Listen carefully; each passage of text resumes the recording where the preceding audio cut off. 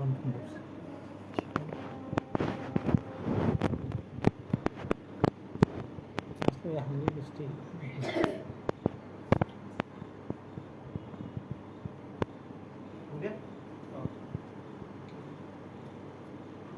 मैं क्यों बता रहा हूँ, ये इंपॉर्टेंट है क्योंकि आपको समझना पड़ेगा कि ये इंडस्ट्री कौन से डायरेक्शन में जा रहे हैं और यूनाइटेड क्या कर रहा है। मैं ऐसे नहीं कुछ बता रहा हूँ आपको, उसके पीछे रीजन है कि मावी का जो स्ट्रैटेजी यूनाइटेड में चेंज हुआ उसका पीछे रीजन क्या है। क्योंकि अगर आपको ये नहीं पता कि जय भाई कुछ भी बोल के जा रहा है वो कोई फायदा नहीं। हर एक चीज के पीछे रीजन है। দাদা যাই আলোচনা করতেছে প্রত্যেকটা আলোচনার পিছনে কোনো রকম একটা রিজন কিন্তু আছে। উনি এত দূর থেকে যায় কিন্তু খামাখা আলোচনা করার জন্য আসেনি। আপনারা যেহেতু মাবি চেঞ্জ হয়ে ইউনাইটেড ওয়ানে আসতেছে, এটারও কিন্তু একটা রিজন আছে। এটা নিয়ে কিন্তু আলোচনা করার জন্য দাদা একটা কিছু দেখাচ্ছে। अभी ये स्लाइड आप सबको पता है, सबने देखा है ना। एमवे का रीजन देते हैं, एमवे का ओनर, ये सब कुछ मैं शॉर्ट में लूंगा क्योंकि ये बहुत बार हमारा डिस्कशन पहले हो चुका है। डायरेक्ट सेलिंग इंडस्ट्री और इथेरियम कॉइन का आज की तारीख में इक्वल मार्केट कैप है। कितने साल में? डायरेक्ट सेलिंग इंडस्ट्री 100 साल हो गया और इथेरियम को खाली 9-10 साल हो गया अभी। ठीक है, तो क्रिप्टो अभी कितना था तब 1.7 था, आज 2 ट्रिलियन 2.5 ट्रिलियन के आसपास क्रिप्टो का ओवरऑल मार्केट ग्रो हुआ है। उस हिसाब से हम लोग देखते हैं डायरेक्ट सेलिंग इथेरियम जितना ही है, crypto market 1.7 trillion. Apple company जो है उसका वैल्यूएशन 3 ट्रिलियन है। अभी एप्पल का स्टॉक भी टोकनाइज हो गया है। अभी आप बांग्लादेश में बैठ के एप्पल का स्टॉक खरीद सकते हो, चाहे पूरा का पूरा स्टॉक। समझो एक स्टॉक का वैल्यू $2000 है तो आप 2000 नहीं देख सकते, आप $10 का भी जो एक फ्रैक्शन है उसका खरीद सकते हो। क्योंकि अगर 2000 का शेयर 5000 हो गया तो आपका $10 भी $100 हो जाए। अभी बात समझ रहे? अभी S&P 500 जो है वो पूरा टेक्नोलॉजी सेक्टर का क्या है, पूरा टेक्नोलॉजी सिर्फ अमेरिका 37। लेकिन आपको पता है एआई ने इसको पूरा बर्बाद कर दिया। एआई ने इसका वैल्यूएशन ऑलमोस्ट 40% नीचे लेके आया। अभी इसमें एक और ऐड हो जाएगा एआई। एआई ये सबको क्या कर देगा, खा देगा, वैल्यू कम कर देगा। अभी देखो एनवीडिया हो, माइक्रोसॉफ्ट हो, आईफोन हो, इंडिया का सारा टेक कंपनी का स्टॉक ऑलमोस्ट 40% गिर गया। क्यों? क्लॉड करके एआई है क्लॉड, उसने एक सिंपल प्लगइन रिलीज किया।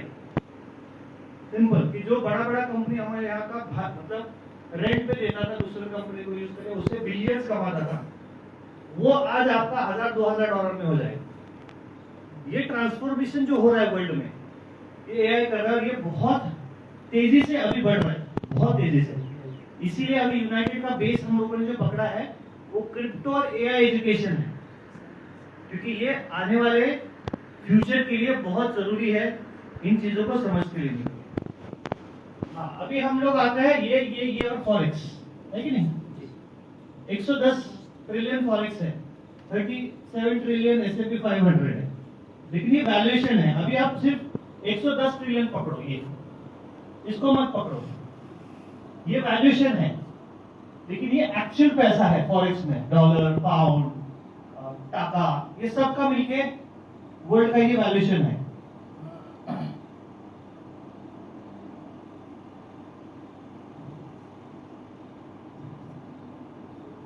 ठीक है, तो अभी ये जो 2040 तक क्रिप्टो टोकनाइजेशन 1/4 ट्रिलियन क्यों होगा?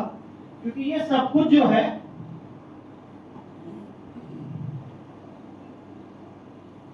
ये सब कुछ शिफ्ट हो जाएगा टोकनाइजेशन पे। अभी ये टोकनाइजेशन पे क्यों शिफ्ट हो रहा है, इसका रीजन क्या है? क्यों? ये तो चल रहा है ना, क्यों शिफ्ट कर रहा है?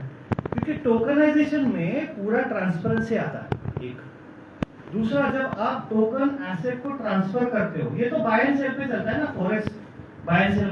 तो टोकन पे उसको बाय एंड सेल करने में सिस्टम का जो इस्तेमाल होता है वो सस्ता होता है, और ट्रेडिशनल सिस्टम को ये हैंडल करने के लिए बहुत खर्चा आता है। लेकिन इसी को अगर ब्लॉकचेन पे हैंडल किया जाए तो खर्चा कम आता है। माइकल सेलर का परसों का एक स्टेटमेंट है, $20 बिलियन एक देश से दूसरे देश में शिफ्ट करने के लिए कितना खर्चा आएगा? बहुत आता है, बहुत टाइम लगता है। लेकिन बिटकॉइन के एक क्लिक पे सिर्फ 0.40 सेंट्स में आप $20 मिलियन एक देश से दूसरे देश में शिफ्ट कर सकते हैं। कॉस्ट, टाइम, ये আচ্ছা, মূল বিষয় হচ্ছে উনি যেটা বোঝানোর চেষ্টা করছেন যে আগামী বিশ্ব এআই এর জন্য কিন্তু পারফেক্ট হচ্ছে। কেন পারফেক্ট হচ্ছে? এআই যখন পৃথিবীতে ইস্টাবলিশ হওয়া শুরু করেছে, অনেক বড় বড় কোম্পানি দেখানো শেয়ার মূল্য কমে যাচ্ছে। কারণ কি হচ্ছে? এআই হচ্ছে এমন একটা টেকনোলজি আপনার টোটাল জিনিসটাকে একদম ইজি করে দিচ্ছে। মানে আপনার কর্মক্ষমতা যতটুকু আছে এর থেকে বেশি ইজি করে দিচ্ছে এআই টেকনোলজিটা। আর এই কারণে আপনারা দেখেন আমাদের যে ইউনাইটেড ওয়ান কিন্তু শুধু ক্রিপ্টোর জন্য না, ইউনাইটেড ওয়ান কিন্তু ক্রিপ্টো উইথ এআই। আপনারা জানেন যে মিনারা যে বিষয়টা আছে যারা আলোচনা করবে, যে ইউনাইটেড ওয়ানের সাথে কিন্তু সম্পৃক্ত। মূলত হচ্ছে তারা এই স্লাইডটার মাধ্যমে যেটা বোঝানোর চেষ্টা করেছে, এই যে এটাকে $110 বিলিয়ন যে ফরেক্স যে মার্কেট, এই যে রিয়েল মার্কেট, এই মার্কেটে যখন দেখেন এটা কিন্তু বাই আর সেল দ্বারা পরিচালিত হচ্ছে। হ্যাঁ, বাই আর সেল দ্বারা পরিচালিত হচ্ছে। এই জায়গার মধ্যে এই সিস্টেমটাকে ডেভেলপ করার জন্য যে ব্যক্তিবর্গরা সম্পৃক্ত আছে বা এটাতে কস্টিং আছে, যখন এই অন্যান্য জিনিসগুলো কেন এটাতে চলে আসবে, যে টোকেনাইজেশন কথা কেন বলা হচ্ছে, মানে এই জায়গায় হচ্ছে খরচ একেবারেই কম হবে, সময় যেমন সেভ হবে, খরচ অনেক কম হবে। পাশাপাশি একটা কথা বলেছে, আমি ব্যক্তি নাম পুস্তক কি থাক আপনার বলেন না, ক্লড कंपनी है, वो एआई कंपनी, ओपन एआई और क्लाउड अलग-अलग कंपनी। ओके, ये एक कंपनी जो क्लाउड है, क्लाउड को बताओ। क्लाउड का इस्तेमाल करके अमेरिका ने अभी वेनेजुएला पे जो अटैक किया ना, वेनेजुएला पे, उसका प्रेसिडेंट को जो कैप्चर किया, वो क्लाउड का सिस्टम अमेरिकन आर्मी ने यूज करके स्ट्रैटेजी प्लान करके किया। ईरान का भी जो अटैक किया ना प्लान, वो भी क्लाउड के सिस्टम को यूज करके किया। इतना खतरनाक हो रहा है। আচ্ছা, এআই আর ক্লাউড হচ্ছে ডিফারেন্ট, বাট দুটোই এআই টেকনোলজিটা সেম হচ্ছে। আপনার হচ্ছে যে এই ক্লাউডের যে কোম্পানি আছে ওরা যেটা বললো আর কি, যে একটা দেশ থেকে একটা দেশে যদি আপনার বড় কোনো ধরনের লেনদেন করা হয়, সেটা অনেক সময় সাপেক্ষ বিষয় এবং অনেক খরচ হয়। যদি কেউ এই সেম ট্রানজাকশনটা বিটিসি মানে বিটকয়েন দিয়ে করে, সেটা তো আপনারা জানেন যে সময় লাগবে কয়েক সেকেন্ড, আর খরচ হবে সামান্য কিছু ডলার খরচ হবে। তো মূল ইস্যুটা হচ্ছে কি, মানে এই টেকনোলজি যখন ডেভেলপ হয়ে যাবে ওয়ার্ল্ডে, সেক্ষেত্রে যে জিনিসটা হবে সেটা হচ্ছে সময় কমে যাবে এবং সহজলভ্য হয়ে যাবে। अभी ये फॉरेक्स हो गया, रियल एस्टेट, गोल्ड, ये सब कुछ टोकनाइज हो रहा है। तो आप इमेजिन करो, ये जो हम बोल रहे हैं 2040 तक, ये जब सब कुछ ब्लॉकचेन पे आ जाएगा तो इंडस्ट्री का मार्केट कैपिटलाइजेशन होगा ना इसका इतना, आराम से होगा। তো 2040 মানে এখন হলো আপনার ফরেক্স মার্কেট অলরেডি আপনার হলো শিফট হয়েছে, এটা গোল্ড মার্কেট হবে, রিয়েল এস্টেট হবে, বা যত ধরনের বিজনেস সবকিছু এটাতে শিফট হবে। শিফট হলে কিন্তু 2040 এইটার আকার ধারণ করার কোনো ঘটনাই না, এটাই হবে। इसीलिए अभी गवर्नमेंट इसको स्ट्रिक्ट क्यों कर रहा है? क्योंकि उनको देखना है कि कौन क्या कर रहा है, किस तरह से। ये इम्पोर्टेंट है, रेगुलेशन इम्पोर्टेंट है। तो यूरोप और इसमें ना उनका कैटेगरी जो 3 मैंने बताया ना, bitcoin, Ethereum, crypto currency, stable coin और टोकन, तो वो टोकन को जो है ना वो एज अ सिक्योरिटी ट्रीट करता है, और उसको बेचने के लिए आपको लाइसेंस, काफी सारा कॉम्प्लिकेटेड सिस्टम है।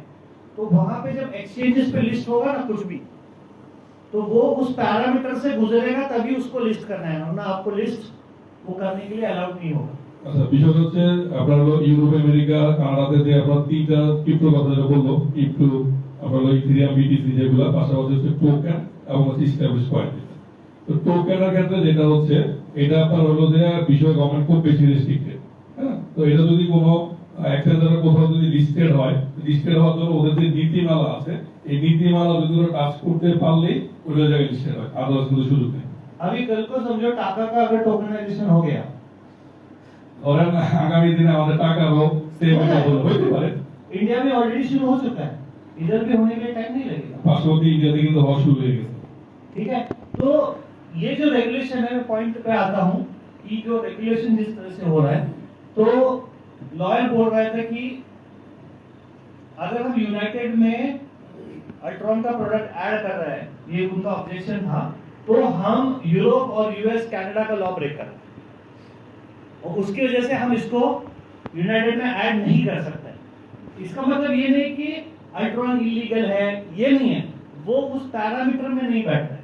মূলত হচ্ছে লয়ার যে আপনার হলো আরবান ফাউন্ডেশনকে ইউনাইটেড ওয়ানের সাথে অ্যাড করতে না করার মূল উদ্দেশ্য ছিল কিন্তু এটা কোনটা ইউরোপ আমেরিকাতে যে আইন আছে আইনের সাথে হচ্ছে হলো ইউনাইটেড ওয়ানের প্রোডাক্টটা যাচ্ছে না এর অর্থ কিন্তু এই নয় সরি আলট্রানের প্রোডাক্টটা যাচ্ছে না এর অর্থ কিন্তু এই নয় যে আলট্রানের প্রোডাক্ট ইলিগাল মূলত হচ্ছে ওদের যে নিয়ম কানুন আছে এই নিয়ম কানুনের সাথে প্যারামিটারটা হচ্ছে না और यूनाइटेड का जो ओनर है अभी का, मैं उसका वीडियो दिखा देता हूँ, आपने देखा है, और जो एक्स ओनर है मावी का और मेजॉरिटी स्टेक होल्डर है अल्ट्रॉन का, ये बेल्जियम से है और बेल्जियम आता है यूरोप में।